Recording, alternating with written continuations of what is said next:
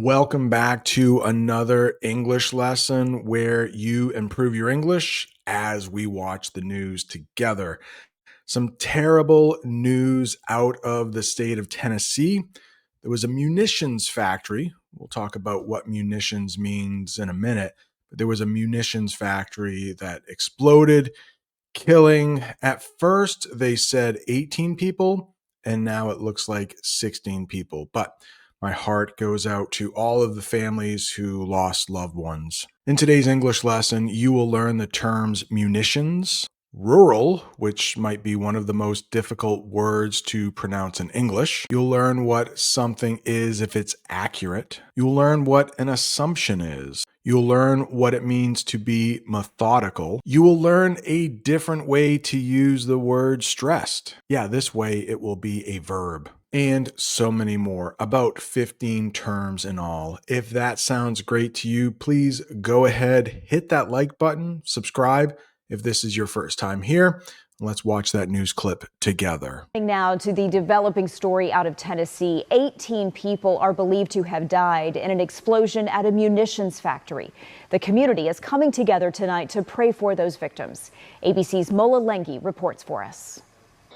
Residents of this small rural community about 60 miles west of Nashville coming together to remember the missing from Friday's tragic explosion. The massive blast happened at 7:45 Friday morning at Accurate Energetic Systems, a facility with 80 employees that manufactured explosives. Rescue crews searched for survivors throughout the night, but officials now say they're working under the assumption that no one in the building survived the explosion. For each of the terms, I will have a picture. I will have the official definition, and I will use it in a sentence.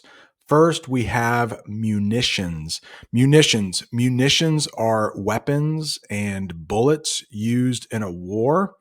And here we can see some soldiers loading munitions onto an airplane. The soldiers loaded their munitions onto the plane before the battle began. Community is next. Community. This is a group of people who live in the same area or share something in common. Our community helped clean the park after the storm. Next, we have rural. Rural. It might be one of the most difficult words to pronounce in English. If it's not, please let me know in the comments. What is the most difficult word to pronounce? Maybe it's squirrel, but rural means relating to the countryside, not the city. And if I make this picture a little bigger, you can see here we have a rural community. Many people in rural areas grow their own food. If you are going to be studying for the IELTS or TOEFL exam, you want your English to be accurate. Accurate means correct and without mistakes. Let's take a look at this picture here. Looks like we have a teacher and a student.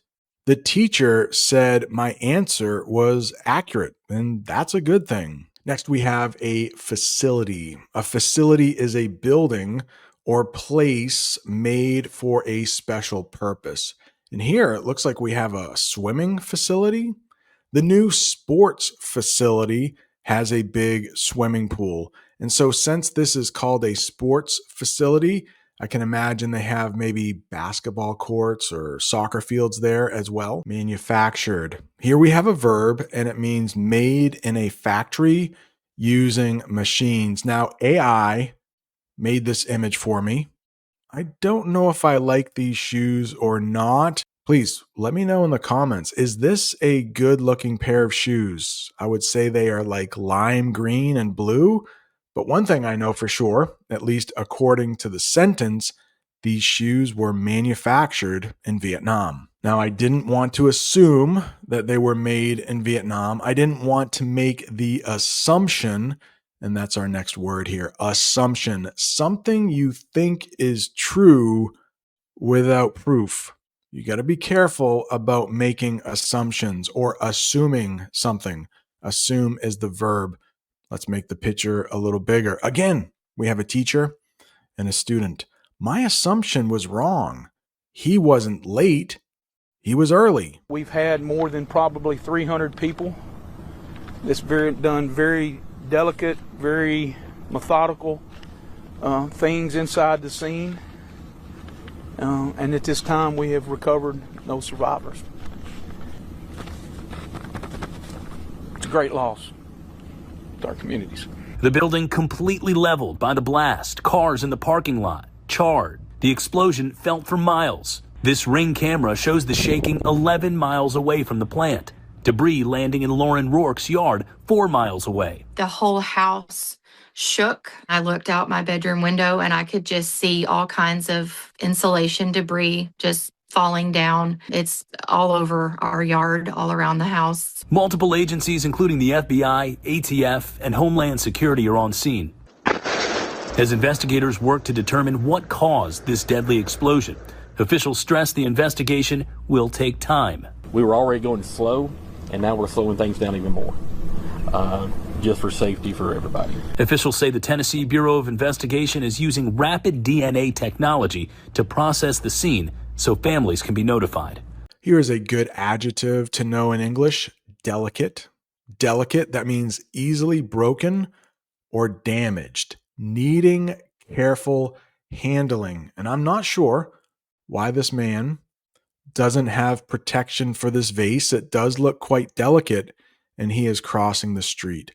Be careful. The glass vase is very delicate. Another great adjective to know here in English: methodical. Methodical, it means done carefully and in an organized way.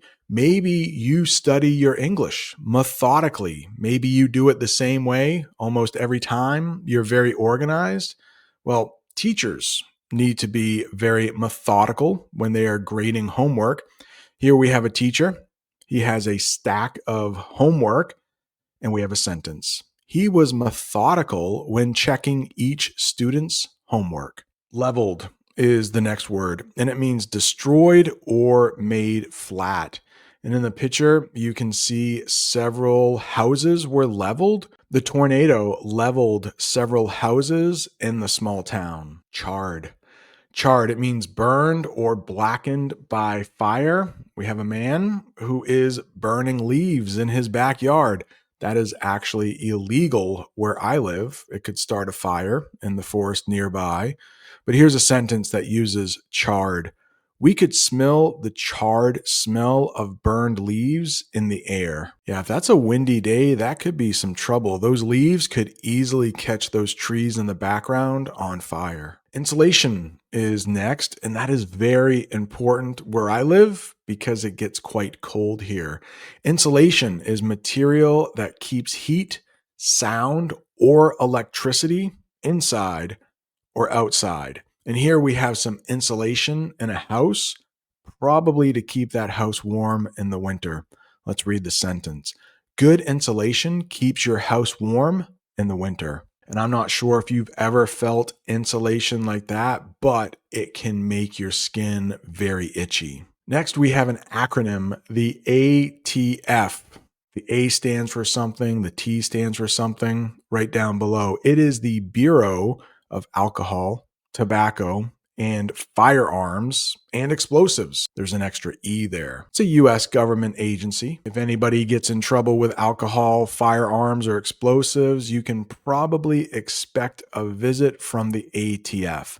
The ATF investigated the fire at the munitions factory. Stressed. You can feel stressed before a big test or a big interview, but here it's used as a verb, and it means to say something with extra force or importance.